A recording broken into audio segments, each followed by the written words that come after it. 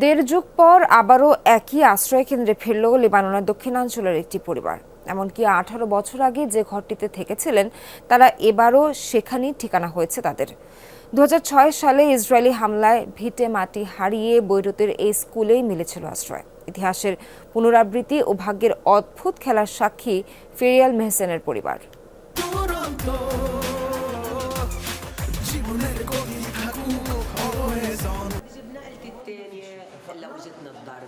আটান্ন বছর বয়সী ফেরিয়াল মেহসেন লেবাননের দক্ষিণাঞ্চলের সিদ্দিকিন শহরে ছিল তার সাজানো সংসার। সোমবার ইসরায়েলের হামলায় যা এখন ধূলিসাৎ।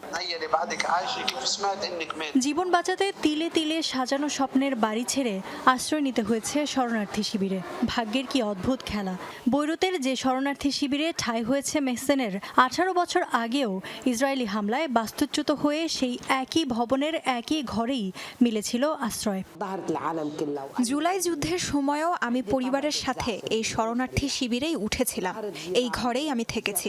14 বছর পর আবার সেই একই স্থানেই আমাকে নিয়ে এলো আমার ভাগ্য। তার বর্ণনায় উঠে আসে ইসরায়েলি বর্বরতার ভয়াবহতা। মিসাইল হামলায় জ্বলন্ত শহর থেকে কিভাবে পরিবার ও প্রতিবেশীদের রক্ষা করলেন সেই অভিজ্ঞতার কথা। হামলার সময় কেন জানো আমি ভীষণ শান্ত ছিলাম। প্রতিবেশীদের সাহায্য করি বাড়ি থেকে বের হতে, তারপর নিজের পরিবারের সদস্যদের বের করি। ওদের পাশের এলাকায় নিরাপদে রেখে আমি আবার বাড়ি যাই প্রয়োজনীয় জিনিসপত্র নিয়ে আসতে। আমি যখন বাড়ির দিকে যাচ্ছি তখন ভয়াবহ বিমান হামলা চলছে চারপাশে। সবাই ধরেই নিয়েছিল আমি আর বেঁচে ফিরব না। কিভাবে জীবন নিয়ে পালিয়ে ফিরেছেন শোনান সেই অভিজ্ঞতার কথাও। গাড়ি চালিয়ে যখন শরণার্থী শিবিরে ফিরছিলাম তখন ঠিক আমার গাড়ির সামনে এসে পড়ে একটা রকেট। বিকট আওয়াজে কিছুক্ষণ কিছু শুনতে পাচ্ছিলাম না। বিস্ফোরণের কারণে ধুলাবালির ব্যাপক ঘূর্ণিতে দেখাও যাচ্ছিল না কিছু। আন্দাজের ওপর নির্ভর করে চালিয়ে যায় গাড়ি। বেঁচে ফিরতে পারবো কিনা জানতাম না, কিন্তু হাল ছাড়িনি। একদিকে বিমান থেকে হামলা শুরু করে দিয়েছে ইসরায়েলি সেনারা, অন্যদিকে জীবন বাঁচাতে মরিয়া লেবানিজরা যে যেভাবে পারছে পালাচ্ছে। ফলে রাস্তায় তীব্র যানজট। এমন পরিস্থিতিতে অসুস্থ হয়ে পড়েছে মেহসেনের সন্তানেরা। প্রচন্ড গরমে প্রায় 15 ঘন্টা জার্নি করে এখানে এসেছি।